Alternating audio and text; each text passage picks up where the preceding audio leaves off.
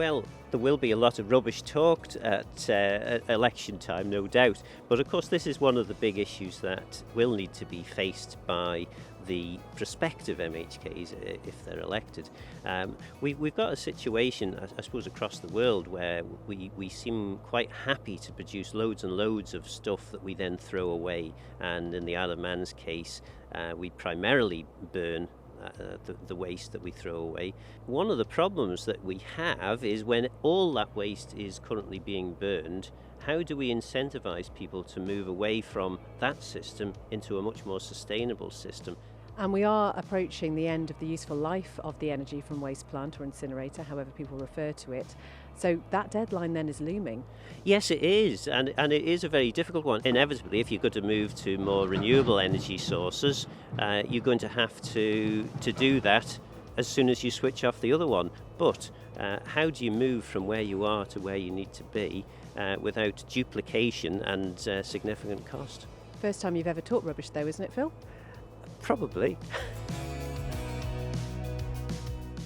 It's a very important thing for any democracy to have an independent media to scrutinise it. Obviously there's been a few stories lately, particularly in relation to the Chief Minister not happy with a particular story, but this happens all the time with politicians. Politicians generally are very sensitive souls. The media has the right to scrutinise and should be wholly independent of the politicians. News by its very nature is so subjective. What one person sees is not necessarily what another person would pick up on.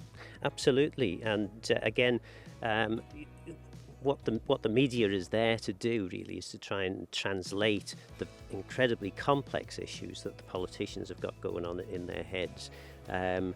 You've got to translate that into something that's reasonably understandable to most people who probably don't follow politics to anywhere near the extent that the politicians do. Is this a good time to ask if you've ever been the subject of a story that you didn't really like? Yes, there was one or two actually. We've had recently this very big case about the elm trees, for example. However, the planning committee would have been given a set of information, and the law requires them to follow the information that they're given. They can't just make stuff up. So it's not possible for a politician to overrule the law.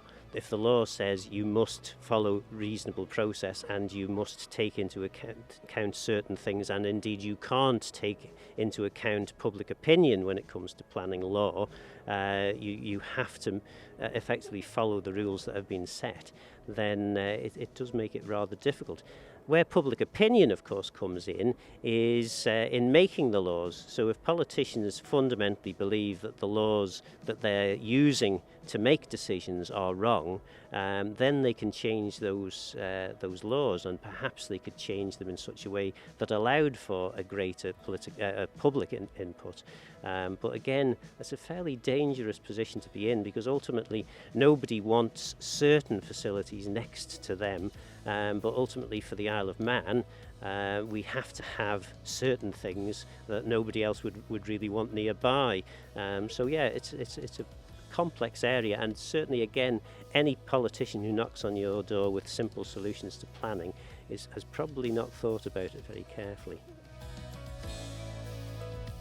There's two elements to this. The first of all is, how has the current government done, which will clearly be something that most people, I think, will have a view on.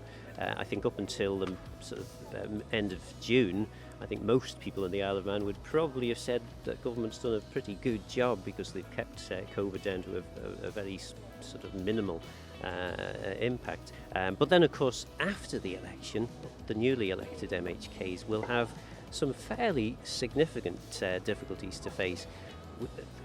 The economy, is that stalled? Is it going to reinvigorate itself? Will it all spring back into action? Will everything be the same after COVID becomes less of an impact? Will COVID become less of an impact? Will new variants occur? A whole raft of difficult issues to be addressed, I think.